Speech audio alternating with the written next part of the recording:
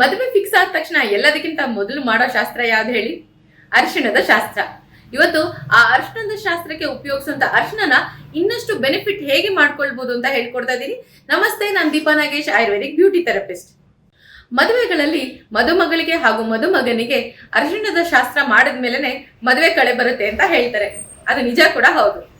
ಅರಿಶಿಣದಲ್ಲಿರುವಂತಹ ಸಾಕಷ್ಟು medicinal properties skin ಅಲ್ಲಿರುವಂತಹ ಸಣ್ಣ ಸಣ್ಣ ಅಲರ್ಜೀಸ್ ನ ರೆಡ್ಯೂಸ್ ಮಾಡಿ ಬ್ಲೆಮಿಷಸ್ ನ ಕೂಡ ರೆಡ್ಯೂಸ್ ಮಾಡ್ತಾ ಬರುತ್ತೆ. ಆದ್ರೆ ಇತ್ತೀಚೆಗೆ ಕೆಮಿಕಲ್ ಓರಿಯೆಂಟೆಡ್ ಅರಿಶಿಣಗಳು ಬಂದಿರೋದ್ರಿಂದ ಸಾಕಷ್ಟು ಜನಕ್ಕೆ ಅಲರ್ಜೀಸ್ ಆಗುವಂತ ಚಾನ್ಸಸ್ ಇರುತ್ತೆ.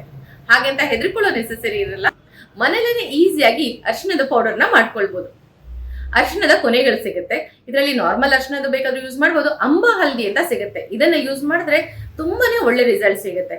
ಸೊ ಇದನ್ನ ಸ್ವಲ್ಪ ದಿವಸ ಬಿಸಿಲಲ್ಲಿ ಒಣಗಿಸ್ಕೊಳ್ಬಹುದು. ಟೈಮ್ ಇಲ್ಲ ಅಂತಂದ್ರೆ ತವ ಮೇಲೆ ಹಾಕಿ ಸ್ವಲ್ಪ ಬಿಸಿ ಮಾಡಿ ಅದಾದ ನಂತರ ಸ್ವಲ್ಪ ಕುಟ್ಟಿ ಪುಡಿ ಮಾಡಿಬಿಟ್ಟು ಮಿಕ್ಸಿಗೆ ಹಾಕಿ ಫೈನ್ ಪೌಡರ್ ಮಾಡ್ಕೊಳ್ಳಿ.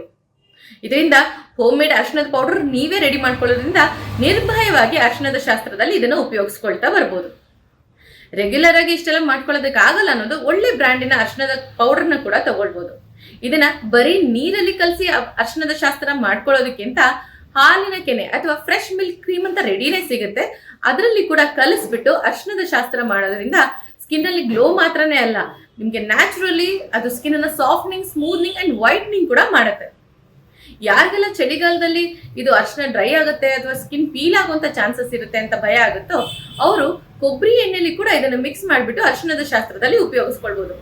ಇದರಿಂದ ಡ್ರೈನೆಸ್ ಕೂಡ ಕಡಿಮೆ ಆಗುತ್ತೆ, ಸ್ಕಿನ್ನಿಗೆ ಸಾಕಷ್ಟು ಬೆನಿಫಿಟ್ಸ್ ಕೂಡ ಸಿಗುತ್ತೆ. ಹೀಗೆ ಮದುಮಗಳಾಗ್ಲಿ ಅಥವಾ ಮದುಮಗ ಆಗಲಿ ಅರಿಶಿಣದ ಶಾಸ್ತ್ರದಲ್ಲಿ ಆಯುರ್ವೇದಿಕ್ ಅಂಶಗಳಿರುವಂತಹ ಎಲಿಮೆಂಟ್ಸ್ಗಳನ್ನ ಉಪಯೋಗಿಸ್ಕೊಂಡು ನೀವು ಚೆನ್ನಾಗಿ ಅರಿಶಿಣದ ಶಾಸ್ತ್ರನ ಮಾಡಿಸ್ಕೊಳ್ಳಿ.